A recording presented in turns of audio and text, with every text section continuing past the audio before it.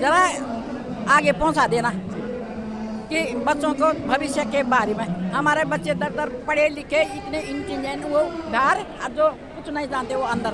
आने वाली पीढ़ी है, देखो हमारी तो उम्र निकल गई कि हम सरकारी नौकरी कर सकें, लेकिन जो हमारे बच्चे आने वाली पीढ़ी है वो हमें कभी माफ नहीं करेगी अगर हम उनके हितों को सुरक्षित नहीं रख पाए। अभी भी समय, अभी देर नहीं हुई।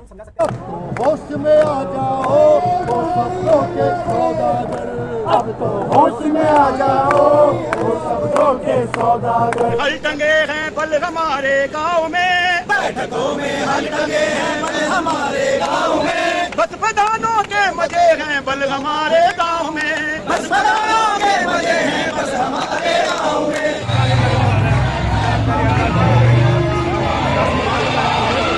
देखिए ऐसा है, मैं एक उत्तराखंड आंदोलनकारी भी हूँ। 1994 में जो हमने आंदोलन किया एक पृथक राज्य, उसका जो मकसद था, उसका मोटो क्या था। जब उत्तराखंड बने हुए 23 साल भी हो गए हैं, लेकिन हमें यह लगता है कि वो मकसद अभी तक पूरा नहीं हुआ। ये उत्तराखंड जो बना, ये जो विकास हो रहा है, इस तरह का विकास हो रहा है जैसे एक आदमी को जो है रीढ़हीन करके उसको लिटा दिया जाए और उसके हाथ पैर जो चारों तरफ चला रहा हो, इस तरह का विकास मेरी दृष्टि में हो रहा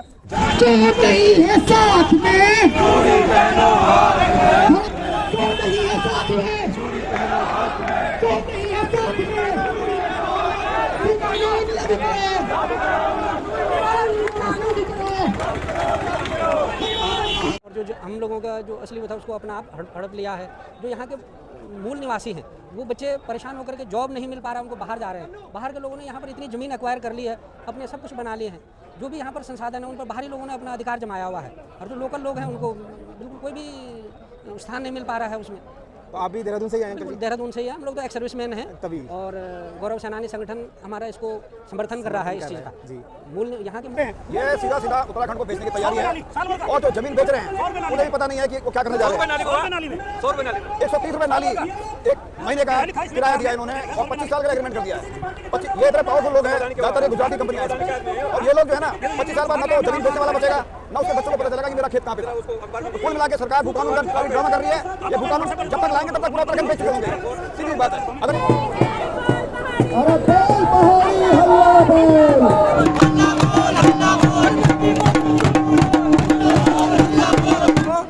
नौकरी भी चाहिए, पढ़े लिखे बच्चे हैं और ऐसे लग रहे हैं अपना अपना कर रहे हैं स्वार्थ का काम, नेतागिरी।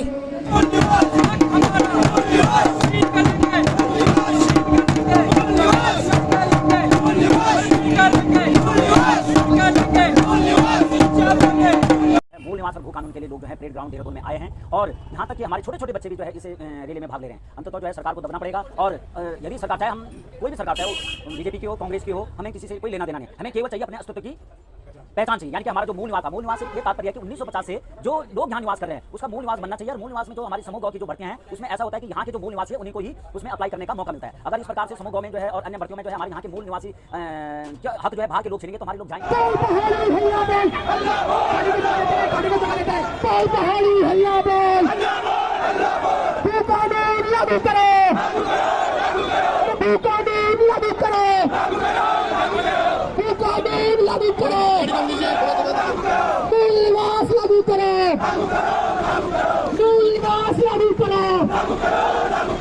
अभी तो ये लड़ाई है, अभी तो ये लड़ाई। भागे में मंत्री जी के साले में, भागे में मंत्री जी के साले में, सिपाही खड़ा गया पर को डाले में, सिपाही खड़ा गया को डाले में। अभी लोगों करवाओ वो सबको के सौदागर, बता देता हूँ कि जो हमारा उत्तराखंड राज्य है एक पर्वतीय राज्य है जिसकी अपनी अलग संस्कृति और विरासत है, जिसके अपने अलग कल्चर है, अपनी परंपराएं हैं। अब भू कानून इसलिए हमारे लिए जरूरी हो रहा है क्योंकि अब उत्तराखंड में भू माफियाओं की नजर पड़ गई है। भू माफियाओं की नजर इस प्रकार से पड़ी है कि अब उत्तराखंड पर्यटन के क्षेत्र में धीरे धीरे आगे बढ़ रहा है। तो इसलिए भू माफिया, क्योंकि जो सरकार ने 2018 में त्रिवेंद्र सिंह रावत ने जो बाहर के लोग हैं उत्तराखंड से, जो बाहर के लोग हैं उनके लिए भूमि खरीदने का जो एक क्राइटेरिया था उसको अब खत्म करके वो कितनी भी जमीन ले सकते हैं, और वो क्या कर रहे हैं, कृषि भूमि को अपनी निवास भूमि बना के अब जितनी मर्जी जमीन खरीद रहे हैं। इससे क्या हो रहा है कि हमारी जो उत्तराखंड की जो लोक संस्कृति है उससे आज नहीं तो भविष्य में खतरा है, क्योंकि जिससे बाहर के लोग उत्तराखंड में बसना शुरू हो जाएंगे तो हमारी जो अपनी संस्कृति है, हमारी जो अपनी परंपरा है, हम उसे खो देंगे। तो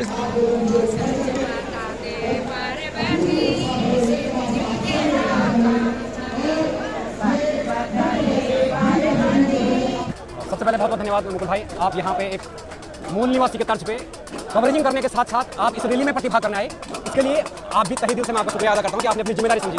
और लगातार मैं देख रहा हूँ सोशल मीडिया पर भी आपने युवाओं को लगातार जागरूक करने के लिए, क्योंकि आपके मार्गदर्शन में कई जो होनहार बच्चे हैं वो इस राज्य के विभिन्न विभागों में आज पहुंचे हैं। और मैं मूल निवास और भू कानून को लेकर यही कहना चाहूँगा कि ये जो लोग हैं ये कोई राजनीतिक पार्टियों की भीड़ नहीं है, ये कोई 500 रुपये और 1000 रुपये देकर लाई गई भीड़ नहीं है।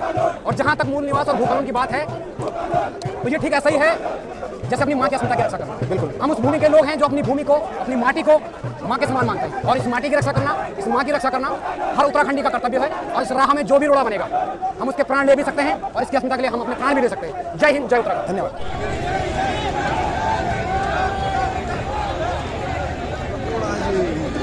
वोट मुकुल भाई, वोटिंग नहीं हो रही भाई ये।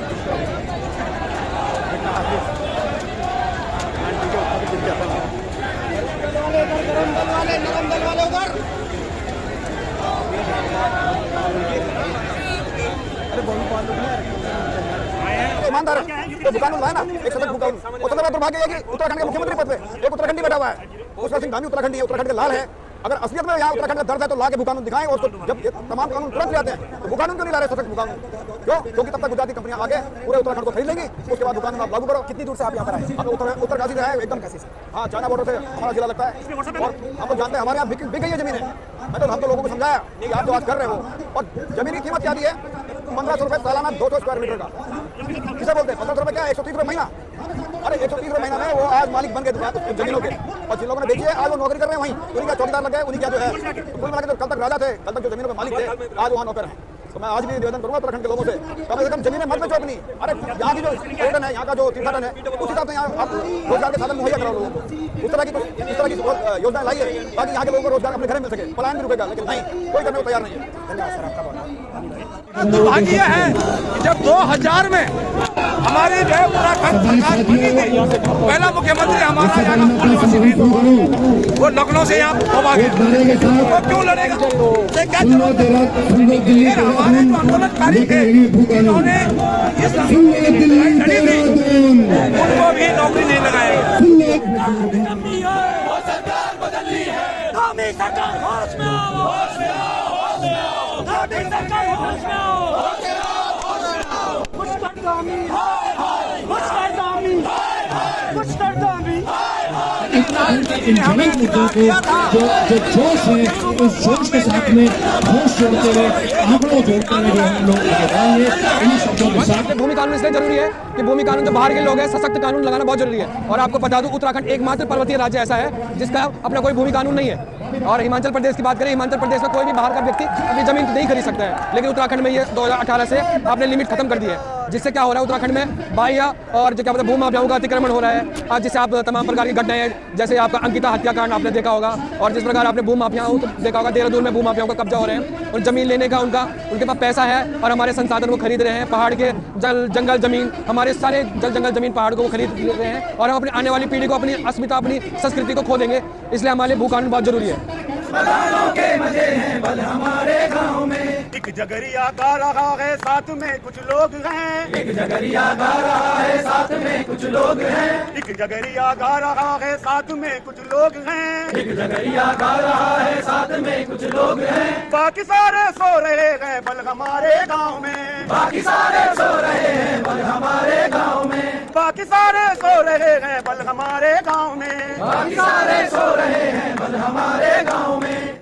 ज़्यादा राय नहीं है। मैं सभी उत्तराखंडियों से कहना चाहूँगा, जितने भी हमारे जो बेसिकली हम लोग तैयारी करते हैं, करवाते हैं, तो जितने भी स्टूडेंट अपने घरों में बैठे हैं, मैं ये समझता हूँ कि पहाड़ों का छात्र, देखिए अगर कोई पिथौरागढ़ या चमोली या फिर पौड़ी से आना चाहता हो और चाहकर भी यहाँ नहीं आ पाएगा, क्योंकि आप जानते हैं कि अगर कोई भी उत्तरकाशी, पिथौरागढ़, पौड़ी या माना का कोई भी व्यक्ति अगर देहरादून में आता है, क्योंकि राजधानी देहरादून है, अगर यहाँ से आवाज़ें उठेंगी तो सरकार तक वो आवाज़ें बहुत जल्दी जाएंगी। पहाड़ का आदमी यहाँ पर नहीं आ सकता है। तो आप लोग जो देहरादून में हैं, अलग अलग शहरों से देहरादून में रह रहे हैं लोग, चाहे वो पहाड़ से आए हों, यहाँ पर तैयारी कर रहे हो, व्यवसाय कर रहे हो, या फिर किसी कार्य के चलते यहाँ पर हो, तो आप लोगों को इस भीड़ का हिस्सा होना चाहिए। जितनी आप ये भीड़ देख रहे हो यहाँ पर, ये भीड़ कोई पैसे देकर नहीं लाई गई है, ना ही हम लोग यहाँ पर किसी के फोर्स से आए हैं। हम लोग खुद यहाँ पर अपनी मर्जी से आए हैं। आप सभी लोग जानते हैं मूल निवास। अब बहुत से लोगों को इसका पता नहीं है। दरअसल लोग ये सोच रहे हैं कि एक पॉलिटिकल रैली है। दरअसल ये पॉलिटिकल रैली नहीं है। आप लोग सभी लोग जानते हैं, जितने भी यहाँ पर पढ़े लिखे लोग हैं, सबसे पहले बेसिक चीज़ क्या है कि आप लोगों को इसके बारे में पता होना चाहिए मूल निवास और स्थायी निवास में क्या अंतर है। दरअसल स्थायी निवास क्या होता है? कोई व्यक्ति है उत्तराखंड में, रैंडम व्यक्ति है, मान लीजिए पिछले 8-10 सालों से रह रहा हो यहाँ पर, वो किसी भी राज्य का हो, चाहे दिल्ली का हो, बिहार का हो,